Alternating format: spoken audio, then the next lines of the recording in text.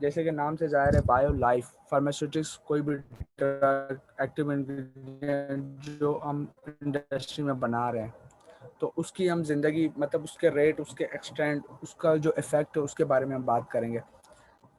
तो एक्चुअली हम एग्जामाइन करते हैं इसमें रिलेशनशिप बिटवीन द ड्रग और डोजेज फॉर्म और उसके रूट्स के बारे में। Administer govern how much of the drug enters the system circulation and what are rate, मतलब कि रेट क्या होता है कि कितनी देर में मतलब वो इफेक्ट अपना देगी ड्रग, और एक्सटेंड क्या है मतलब कितनी देर तक उसका इफेक्ट रहेगा सिस्टमिक सर्कुलेशन में। फर्दर ये डायग्राम है इसके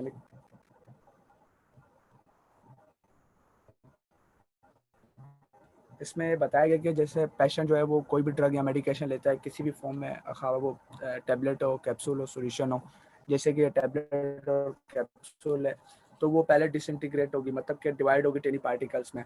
उसके बाद जो है वो ड्रग गैस्ट्रोइंटेस्टाइनल ट्रैक्ट में जाएगी, फिर वो उधर डिसोल्यूशन होगी मतलब रेट ऑफ डिज़ोल्व होगी। उसके बाद एब्जॉर्प्शन होगी ब्लड प्लाज्मा में, एब्जॉर्ब होगी, और उसके बाद फर्दर जो है वो अगर बाउंड होगी एल्ब्यूमिन प्रोटीन या किसी भी प्रोटीन से जैसे कि वारफिन है, या वो फ्री ड्रग में जाकर अपना एक्शन देगी, फ्री ड्रग एब्जॉर्ब होकर अपना टिश्यूज़ में जाएगी या फ्लूइड्स में जाएगी, या जो है डायरेक्ट साइड ऑफ एक्शन में जाएगी। जैसे हम क्रीम लगाते हैं टॉपिकल, कोई लोकल एक्शन दे रहा हो तो वो फार्माकोलॉजिकल इफेक्ट देती है अपना ड्रग। ये कॉन्सेप्ट है बायो फार्मास्यूटिक्स का।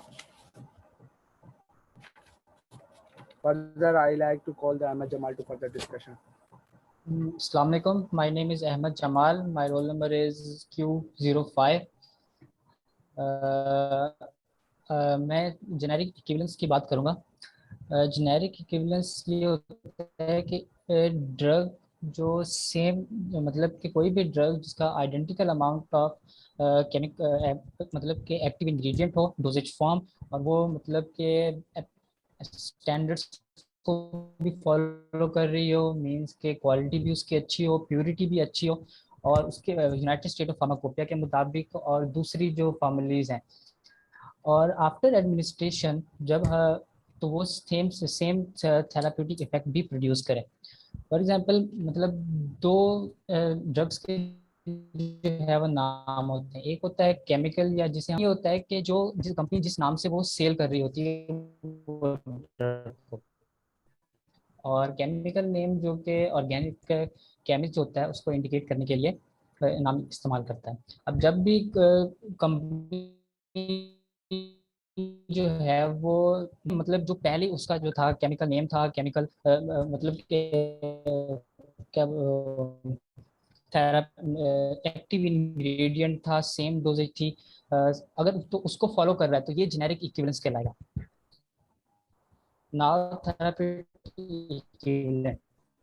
थेराप्यूटिक इक्विवेलेंट जो होता है इसमें अगर तो ड्रग सेम थेराप्यूटिक आउटकम और टॉक्सिसिटी प्रोड्यूस कर रही है, मीन्स के इसमें दो टर्म्स आती हैं। एक ये कि थेराप्यूटिक इक्विवेलेंट और therapeutic pharmaceutical equivalent, pharmaceutical equivalent और फार्मास्यूटिकल अल्टरनेटिव। फार्मास्यूटिकल अल्टरनेटिव ये होता है कि ड्रग जो है वो सेम क्लिनिकल इफेक्ट भी प्रोड्यूस करे आफ्टर एडमिनिस्ट्रेशन, और उसकी सेम जो है वो सेफ्टी प्रोफाइल, मीन्स के उसके साइड इफेक्ट्स भी सेम हो।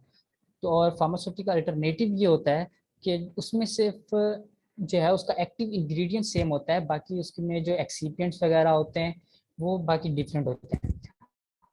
अब थेराप्यूटिक इक्विवेलेंट के लिए एफडीए के मुताबिक एफडीए कहता है कि कोई भी ड्रग थेराप्यूटिक इक्विवेलेंट तब होगी जब वो फार्मास्यूटिकल इक्विवेलेंट होगी। तो अगर तो इन चीज़ों को ये फॉलो कर रही होगी तो ये थेराप्यूटिक इक्विवेलेंट है, वरना नहीं। Now bio availability. Bio availability का मतलब ये है कि drug after administration, drug that enters the systemic circulation. अब ये जो डिपेंड करता है ये रूट्स ऑफ एडमिनिस्ट्रेशन पे डिपेंड करता है। फॉर एग्जांपल अगर आईवी की बात करें, अगर हम आईवी रूट से ड्रग देते हैं तो वो ड्रग 100% बायो अवेलेबल होती है, मींस के वो 100% सिस्टेमिक सर्कुलेशन ही जाएगी। अब ये जो चीज़ें हैं ये इसके अलावा और चीज़ों पे भी डिपेंड करते हैं, मींस के ड्रग जो है वो कौन सी है, उसको डिज़ाइन कैसे किया गया है, उसकी मैन्युफैक्चरिंग किस प्रोसेस से हुई है। बायो अच्छा, मैन्युफैक्चरिंग किस प्रोसेस से हुई है, उसमें जो है थेरापेटिक एक्टिव इंग्रेडिएंट जो है वो कौन सा है। तो ये अब आफ्टर एडमिनिस्ट्रेशन उसमें जो है वो एक्टिव मतलब कि वो जो साइट ऑफ एक्शन में मतलब जो ड्रग जाती है वहाँ पे कंसंट्रेशन होगी तो वो इफेक्टिव होगी, मींस के मिनिमम इफेक्टिव कंसंट्रेशन से अबव हो और जो साइड मैक्सिमम टॉक्सिक कंसंट्रेशन है उससे कम हो, तो इसको हम थेरापेटिक विंडो भी कहते हैं।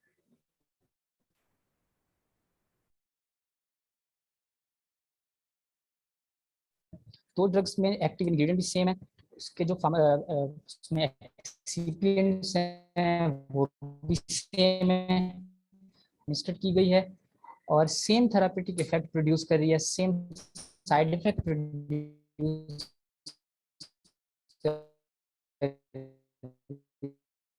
रही है। तो ये जो दो ड्रग्स हैं ये आपस में बाय एक्विवेलेंस है। Now for the exercise to proceed the अस्सलाम presentation. Ma'am, pharmacokinetics. Pharmacokinetics is described as a process means what body does to a drug. यानी कि बॉडी क्या इफेक्ट प्रोड्यूस कर रही है हमारी ड्रग पे। ये प्रोसेस जो है रेफर करता है आपके movement of the drug into through and out of the body. This process involved led me distribution, metabolism, and elimination. The first step of pharmacokinetics is liberations. This means that medium that has been administered. ये जो process है वो absorption से पहले absorb होने से पहले ये process occur होता है.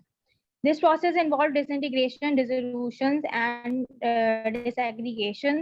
Disintegration जो होती है वो breaking down होती है of something into the small particles.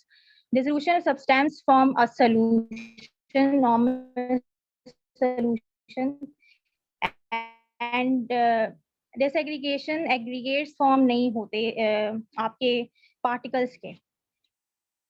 Proceed. Next step is the process of absorptions that refers to the way a drug is absorbed from several factors जो है वो affect करते हैं आपकी absorptions of the drug में, which include physical chemical factors, example like solubility, form absorptions को different जो dosage form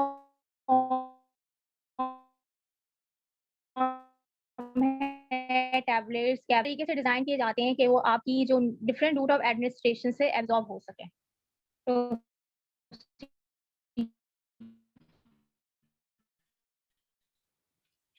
drugs distribution refers to the movement of the drug, example fat, muscle and brain tissue and relative proportion of a drug into the tissue. Entry drug entry drug entry rate जो होता है tissue में वो depends करता है आपका rate of blood flow पे of the tissue. Distribution equilibrium जो होती है ब्लड और टिश्यू के बीच में जो होती है वो वैस्कुलराइज्ड एरियाज में ज्यादा रैपिडली एब्जॉर्ब होती है मेम्ब्रेन। तो सी नेक्स्ट इज मेटाबॉलिज्म। मेटाबॉलिज्म जो है वो इरिवर्सिबल ट्रांसफॉर्मेशन होता है आपका parent compound into the daughter metabolites. Metabolites में जो मेटाबॉलिज्म में ड्रग मेटाबोलाइट्स डिफरेंट प्रोसेस से हो सकती है, like oxidation, reduction, hydrolysis, hydration, conjugation, condensation और आइसोमेराइजेशन। ये प्रोसेस का मेन गोल ये है कि वो ड्रग जो है वो इजीली एक्सक्रीट आउट हो जाए। मेटाबॉलिज्म का ये मेन गोल है। एंजाइम इन्वॉल्व जो metabolism are present in many tissues but generally जो है वो मोर कंसंट्रेटेड होते हैं लिवर में, क्योंकि वहीं पे जाके सारे मेटाबोलाइज हो रहे होते हैं और इसको फर्दर एक्सक्रीट आउट होना होता है, जिसकी वजह से वो वेरी करते हैं ड्रग मेटाबॉलिज्म में। Thank you. Further proceed to Munazza Asadullah.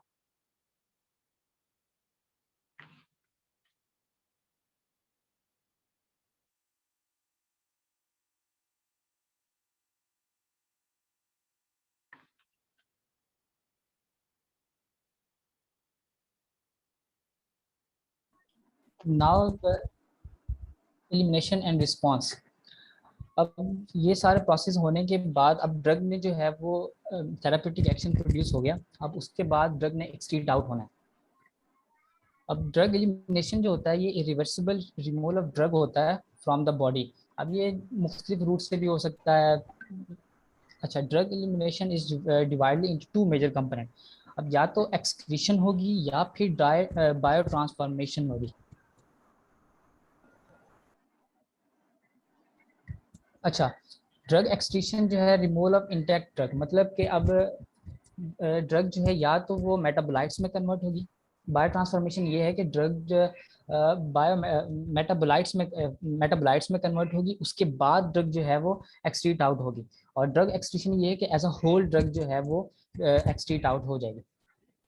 Non volatile drug जो है ज़्यादातर वो रेनल एक्सक्रीशन होती है और मतलब कि किडनी से वो एक्सक्रीट आउट हो रही होती हैं। इसके अलावा वो दूसरी मतलब के रूट से भी हो रही होती हैं, जैसे बाइल हो गया, स्वेट हो गया, स्वेट से हो गया, सलाइवा से हो गया, मिल्क से और अदर बॉडी फ्लूइड से हो गया। और जो वोलेटाइल ड्रग्स हैं वो gaseous anaesthetics, for example gaseous anaesthetics, और ये जो ज़्यादातर लंग से ही एक्सपायर्ड थ्रू एक्सपायर्ड एयर जो है वो मतलब कि रिमूव हो जाती है। ठीक है, बायो ट्रांसफॉर्मेशन ये है कि वो ड्रग जो है वो मेटाबोलाइट्स में कन्वर्ट होगी, फिर उसके बाद जो है वो उसमें एंजाइमेटिक हाइड्रोलिसिस होगी, उसके बाद वो मेटाबोलाइट्स में कन्वर्ट होगी, फिर वो लीवर में। Now drug deposition. अच्छा, ये जो प्रोसेस डिस्ट्रीब्यूशन, एक्सक्रीशन, मेटाबॉलिज्म, इसी को हम जो है वो ड्रग डेपोजिशन कहते हैं। अब दी स्टडीज जो है discovers and selection of new chemical and support safety assessment and critical defined condition for safe and effective use in patient. Means के ये जो स्टडीज हैं की जाती हैं ये सेफ्टी ऑफ ड्रग को इंश्योर करने के लिए की जाती हैं, ताकि पेशेंट जो है वो मतलब कि जो पेशेंट आफ्टर ड्रग लेने के बाद वो उसके बाद वो जो थेरापी जिस इफेक्ट के लिए वो ले रहा है वो भी प्रोड्यूस हो और मिनिमम साइड इफेक्ट प्रोड्यूस हो। अब ये उसी की तरह है कि भाई एब्जॉर्प्शन होगी, उसके बाद डिस्ट्रीब्यूशन होगी, मेटाबॉलिज्म होगी एंड देन एक्सक्रीट आउट। अच्छा, ड्रग डिपोजिशन जो है वो ज़्यादातर दो प्रोसेस को मिला के कहते हैं, मेटाबॉलिज्म और एक्सक्रीशन को, इन दोनों को हम जो है वो ड्रग डिपोजिशन का नाम ही दे रहे होते हैं। Now thank you.